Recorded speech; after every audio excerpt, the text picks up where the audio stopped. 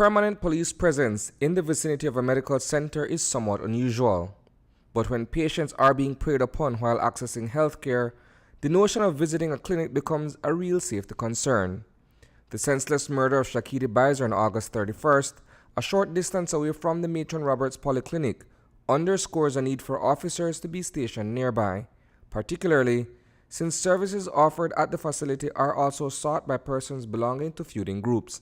We've seen in the past, and you know as well as I do, that we've had up to the level of a murder occurring in this area because there are rivaling gang members from the nearby neighborhoods, without calling any names, and there are people who are scared to simply come and get medical care, and we have to provide the security for people because as much as healthcare needs to be affordable, it has to be accessible also, and our role in it is to have an officer here placed during the opening hours of this clinic to offset all that I've mentioned.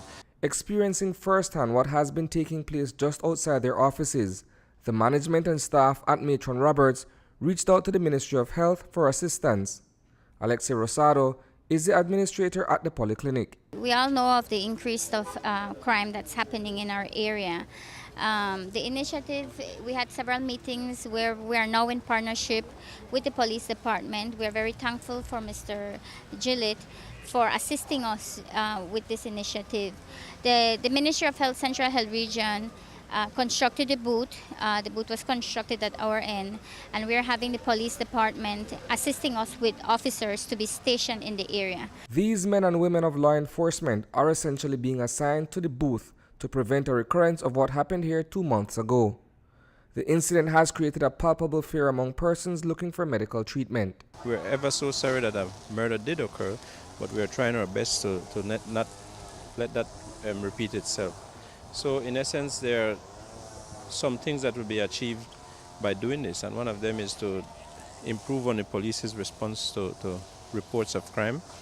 We will also be able to allow better access to healthcare because there are people who simply are scared to come to the clinic because they know of what is going on between the different troubled neighborhoods. We have a total of almost approximately 24,000 patients that access this facility. So our biggest concern is safety for them. So I think with the booth we will secure some of that, and as well as our staff that work here as well. This is a very busy street. We have, as you all have seen, we have a training center, the clinic, the banks. We have the green patch that's here, and dental services. So I think it is keeping the community safe as well. Reporting for News 5, I am Isani Cayetano.